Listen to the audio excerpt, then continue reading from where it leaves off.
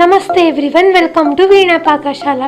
ಇವತ್ತಿನ ಈ ವಿಡಿಯೋದಲ್ಲಿ ನಾನು ನಿಮಗೆ ಬೆಣ್ಣೆ ಮುರುಕು ಹೇಗೆ ಮಾಡೋದು ಅಂತೇಳಿ ತೋರಿಸ್ಕೊಡ್ತಾ ಇದ್ದೇನೆ. ತುಂಬ ಸುಲಭವಾಗಿ ತಯಾರಿಸ್ಬೋದು.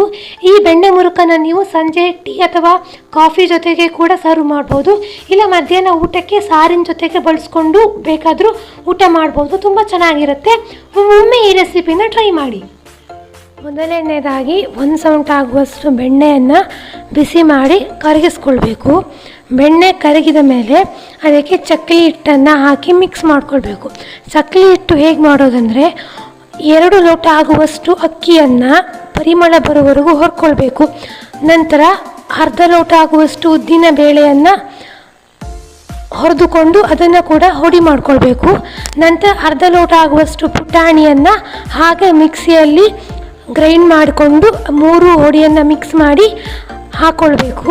ನಂತರ ಅದಕ್ಕೆ 3/4 ಚಮಚ ಆಗುವಷ್ಟು ಜೀರಿಗೆ, 2 ಚಮಚ ಆಗುವಷ್ಟು ಉಪ್ಪನ್ನು ಹಾಕಿ ಚೆನ್ನಾಗಿ ಮಿಕ್ಸ್ ಮಾಡಿಕೊಳ್ಬೇಕು.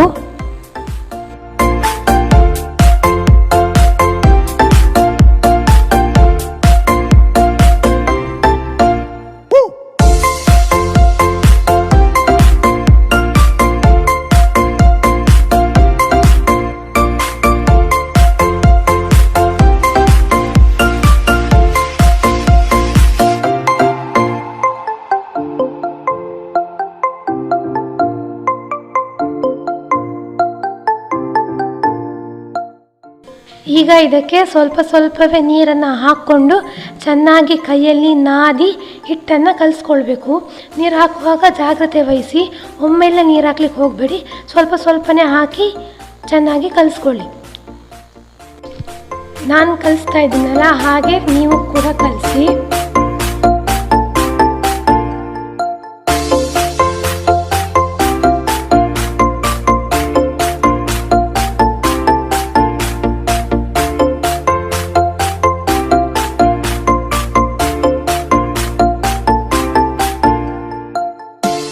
ಹಿಟ್ಟನ್ನು ಚೆನ್ನಾಗಿ ನಾದ್ಕೊಂಡು ನಾನು ಕಲಿಸ್ಕೊಂಡು ಹಾಗೆ ನೀವು ಕೂಡ ಕಲಿಸ್ಕೊಳ್ಳಿ. ಹಿಟ್ಟು ಕಲಿಸಿದ ನಂತರ ನಿಮ್ಮ ಚಕ್ಕಲಿ ಅಚ್ಚು ಎಷ್ಟು ದೊಡ್ಡ ಇದೆ ಅಷ್ಟು ದೊಡ್ಡ ಆಗುವಷ್ಟು ಒಂದು ಉಂಡೆನ ತಗೊಂಡು ಚಕ್ಕಲಿ ಅಚ್ಚಿಗೆ ಅದನ್ನು ಹಾಕಿ ನೇರವಾಗಿ ಎಣ್ಣೆ ಬಾಣಲಿಗೆ ಅದನ್ನು ಒತ್ತಿಬಿಡಿ.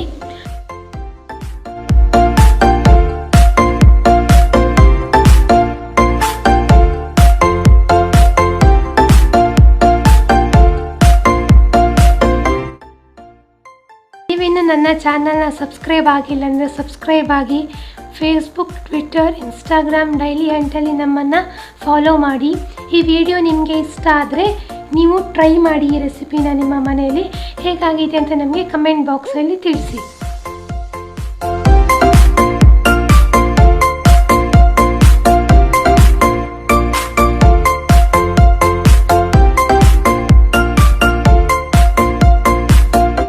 ಲೋ ಫ್ಲೇಮ್ನಲ್ಲಿಟ್ಕೊಂಡು 2 ಬದಿ ಚೆನ್ನಾಗಿ ಕಾಯಿಸಿ ಎಣ್ಣೆಯನ್ನು ಹೊರತೆಗೀರಿ.